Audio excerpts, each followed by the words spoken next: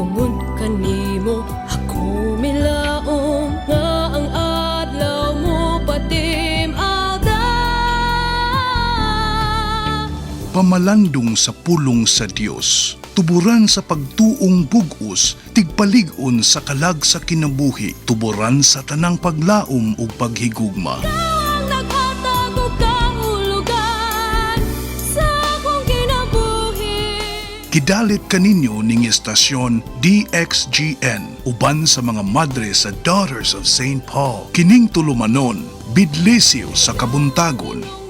Nganong ani ako ning kalibutan.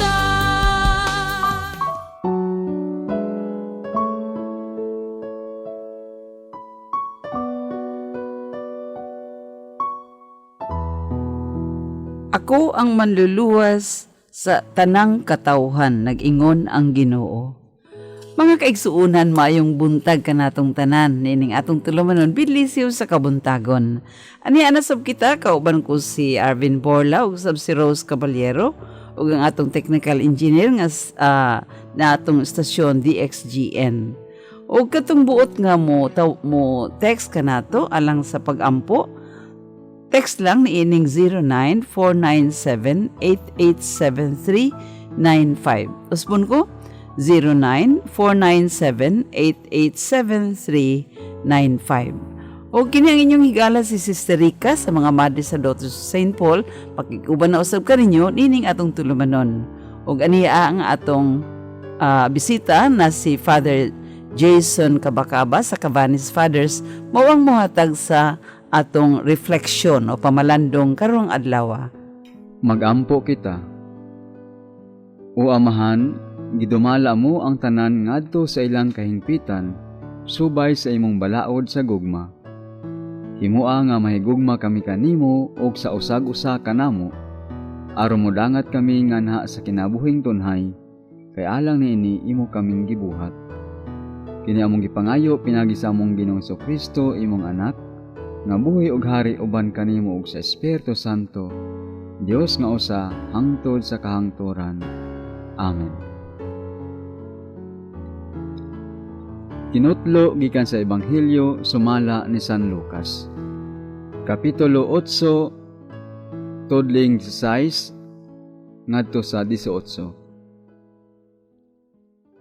Si Jesus mingon kanila, Walay tawo nga human makadagkot og suga, mutabon ni inig taksanan, o mubutang ni ini ilawom sa higdaanan, kundili ibutang hinuon sa tungtunganan, aron kadtong mga musul makakita sa kahayag.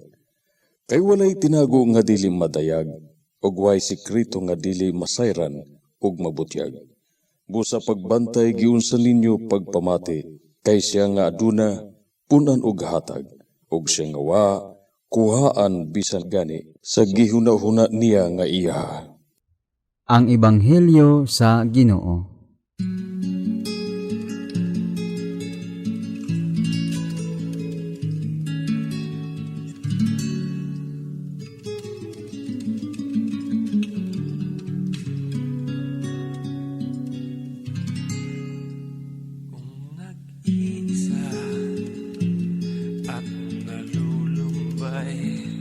Dahil sa hirap mong tinataglay, kung kailangan mo ng karamay, tumawag ka at siya'y naghihintay.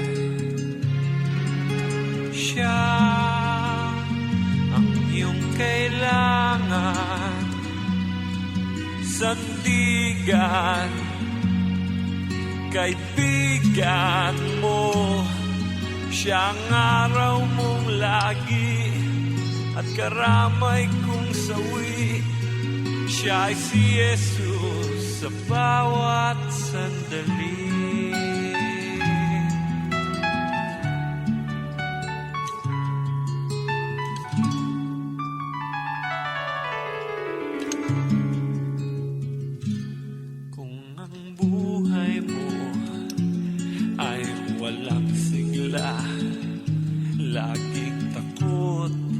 at laging alala. Tanging kay Jesus makaaasa, kaligtasa'y lubos na ligaya. Siya ang dapat tanggapin at kilanlin sa buhay mo. Siya noon, bukas, ngayon, sa dalangin ko'y tugon. Siya ay si Jesus sa habang panahon.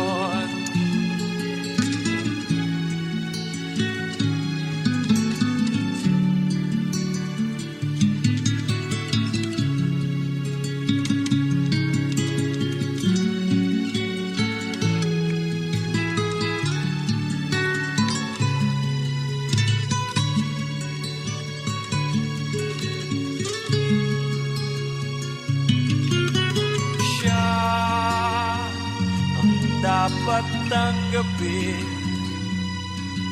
at kilanlin sa buhay mo. Siya noon, bukas, ngayon, sa dalangin ko'y tugon. Siya ay si Jesus sa habang panahon.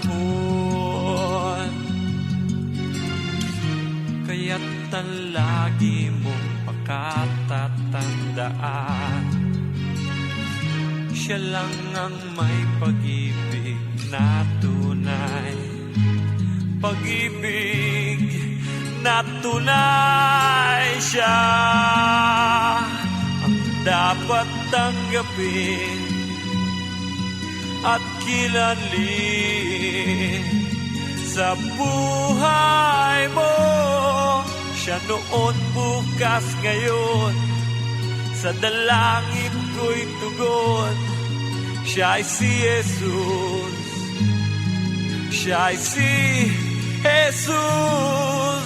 Siya ay si Jesus. Sa habang panahon.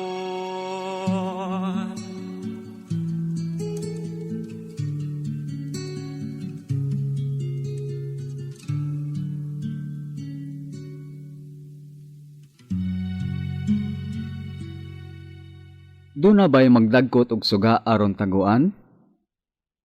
Mao kini atong nadungog di sa Ebanghelyo. Of course, wala gayod. Apan, unsa man ang gipasabot ni Kristo? Unsa man ang suga? Sa atong kinabuhi, kung walay suga, tingali makaingon ta, imposible gyud ang pagpakinabuhi, ang pagpanginabuhi. Tungod kay ang suga, mugiya kanato sa matag adlaw natong panginabuhi sa tanang butang nga atong pagabuhaton. O nga lisod yun sa kinabuhi kung walay suga. Mo gani nga niadtong mga niaging bulan, niadtong El Nino, kita dinhi sa Pilipinas nakasinati labi na diri sa Davao nga sigil lang og brown out. So pag mo brown out gani, wala na. Guba na ang atong naong. Makaingon na ta, unsaon na lang ni. Unsan lang kinabuhi kung walay suga. O diha sa Ebanghelyo, si Jesus maingon nga ang suga, angay gayod nga ipadanag ngadto sa uban. Ang suga, mga higala, nagsimulo una sa tanan, sa Biblia, mao ang pulong sa Dios. No? Ang suga, pulong sa Dios. Gani atong mabasa diha sa Salmo 119, tudling 105, nagkanayon, ang imong pulong maoy suga nga magtultol kanako ug maoy kahayag sa akong agianan. Usbon ko, ang imong pulong maoy suga nga magtultol kanako ug maoy kahayag sa akong agianan. So, ang suga, mao ang pulong sa Dios, no? Nga magtultol, magiya sa atong dalan, magiya sa atong pang-adlaw-adlaw nga kinabuhi. Nahinumdum ko sa akong lolo nga may taliwan na, no? Matag buntag bago siya mo ambak sa balay. Kadlawon pa, no? Pasiga na siya sa suga, unya mobasa diyan sa Biblia, no? Ug unya ako gipangutana, "Lo, nganong sige man yung kagbasa sa Biblia, lo?" Yun siya nga, "Mao ni ang akong giya sa matag adlaw-adlaw nako nga panginabuhi." O nga para kaniya, kung dili siya makabasa sa Biblia, sa pulong sa Dios, then walay mogiya kaniya sa iyang pagkinabuhi sa matag adlaw. O kunya nasayo kita nga kining pulong sa Dios nahimong tao, no? Way lain kun dili mao si Hesukristo. Ang pulong nahimong tao. Ug tungod sa imong kahayag, ug tungod sa kahayag nga mao si Kristo, nakita namo ang kahayag. Salmo 36:9. Si Kristo nga mao ang kahayag, tungod sa iyang kahayag, nakita namo ang kahayag, ang kahimayaan sa Dios. Kita manghigala, human kita nabunyagan, atong nadawat si Kristo. Si Kristo nga mao ang suga nga nagapadayon pag-iwag sa atong dalan, nga nagapadayon sa pagiya kanato ngadto sa maayong dalan, sa maayong kinabuhi. Nan kon si Kristo aniya kanato, dapat dili nato kini taguan. Ato kaning ipadayag ngadto sa uban, ilabi na ang mga hiyas nga iyang itudlo kanato nga mao ang una, ang hiya sa pagkamapasayloon, hiya sa pagkamaluluyon, hiya sa pagkamanggihatagon, pagkamanghigmaon, o pagkamainampuon.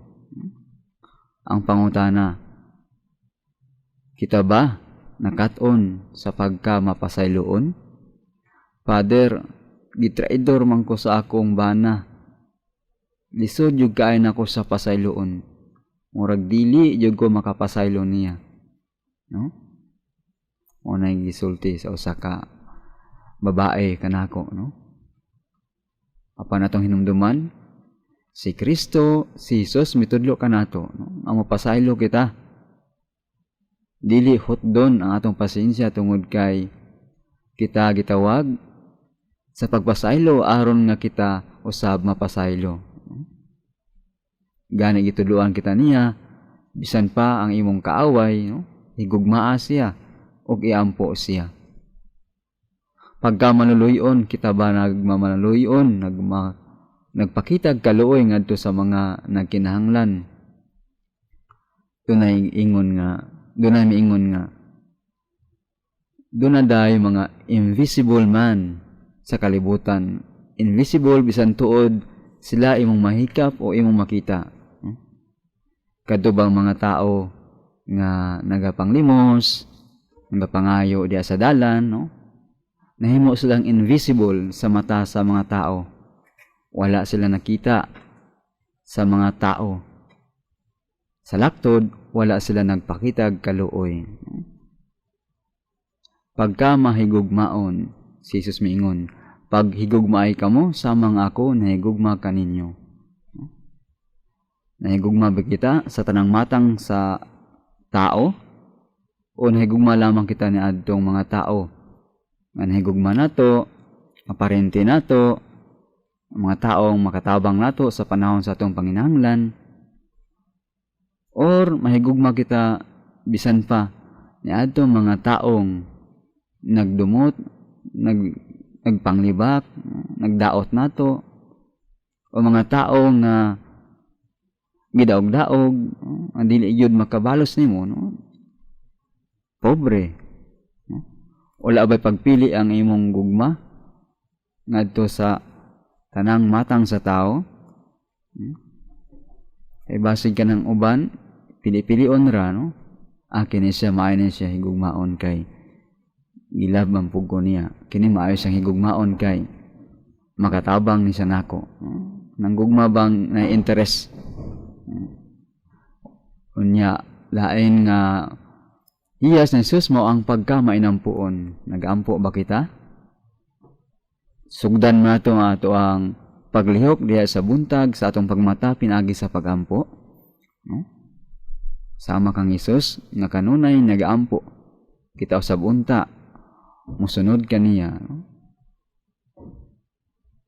Ug unya si Jesus siya mihatag kanatog misyon, no? Gisangunan kita og misyon. Amo ang pagsangyaw sa maayong balita. Pagsangyaw sa maayong balita ug bunyagi ninyo sila sa ngalan sa Amahan, sa Anak ug sa Espiritu Santo. Pangutana, ato bang gisangyaw ang maayong balita sa Ginoo? Sa unsang paagi, ang pagsangyaw dili lamang diha sa mga pulong, no? Nausay laing paagi sa pagsangyaw. Mao ang pagsangyaw sa maayong paniingnan, maayong buhat. Dunay usa ka istorya nga didto sa China, nauntay moadto nga magsangyaw sa mga Chinese. Apan tungod kay ang gobyerno dili mo tugot o sa partikular nga lugar, ang mga Kristiyano nga magpailang nga mga Kristiyano, no, palayason, pahawaon, i-deport. So mga pare o mga madre dili pwede moadto atong lugar. So mao ang gibuhat sa obispo, nagpadala siya og pamilyang Kristiyano. Inan niya ang mga pamilya, ayaw ka mong sangyaw, ayaw ka mong sulti bahin sa Biblia, ayaw niyo pakita ang Biblia, kundili puin ninyo unsa gitudlo sa Biblia, puin ninyo unsa gitudlo sa Ebanghelyo. No? Og tuod man abtag pila ka tuig, ang maong pamilya agni, no? Nakaaghat og laing pamilyang mga Chinese nga nahimong tumutuo ni Kristo. So dapat, no, mao na kita, dapat ang buhaton ang pagsangyaw sa Ebanghelyo dili lamang diha sa pulong, kundi usab sa atong mga maayong panigingnan. Aron nga ang tanan makakita kaniya, no? Makaila kaniya sa iyang buhat, sa iyang maayong buhat, sa maayong buhat ni Kristo pinagi kanato. Dunay usa ka santos miingon, matag Kristiyano nagdala sa buhing hulagway ni Jesus. Osbon ko, matag Kristiyano nagdala sa buhing hulagway ni Jesus.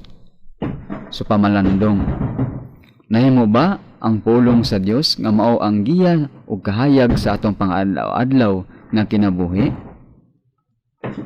Ato bang gipadan-ag ngadto sa uban ang kahayag ni Kristo pinagi sa atong maayong buhat? Magampo kita. Magampo kita ngadto sa Dios, alang kang kinsa walay malilong ug walay matago. Sa matag pangamuyo kita moingon. Patalinghugi kami, Ginoo. Nga ang kahayag ni Kristo musanag sa kalibutan, pinaagi sa mga pulong ug buhat sa simbahan. Magampo kita sa Ginoo. Patalinghugi kami, Ginoo. Nga ang atong gobyerno mahimong lamdag sa katawhan nga anaa sa kangit-ngit tungod sa kakabus nilang kahimtang. Magampo kita sa Ginoo. Patalinghugi kami, Ginoo. Nga ang mga kabataan makat-on sa pagkamatinud-anon, pinaagi sa ehemplo sa ilang mga ginikanan. Magampo kita sa Ginoo. Patalinghugi kami, Ginoo. Nga ang mga matuohong nangamatay, madanagan unta sa walay katapusang kahayag ni Kristo. Magampo kita sa Ginoo. Patalinghugi kami, Ginoo.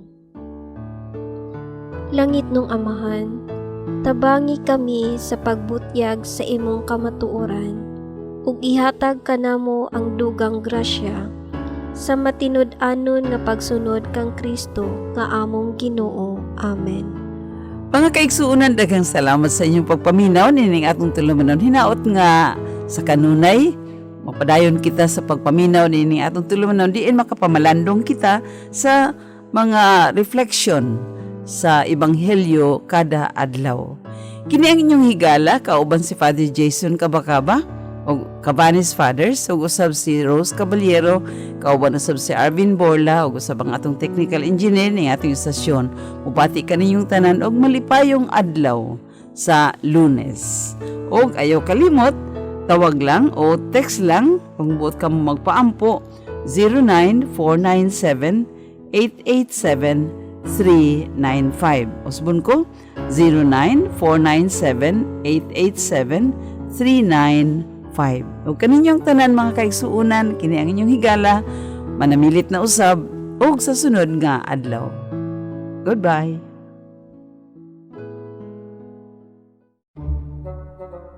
Kung na imong giinom, Arvin? Walay lain. Ang kaping may sinabi. Dreamvet 8-in-1 Coffee.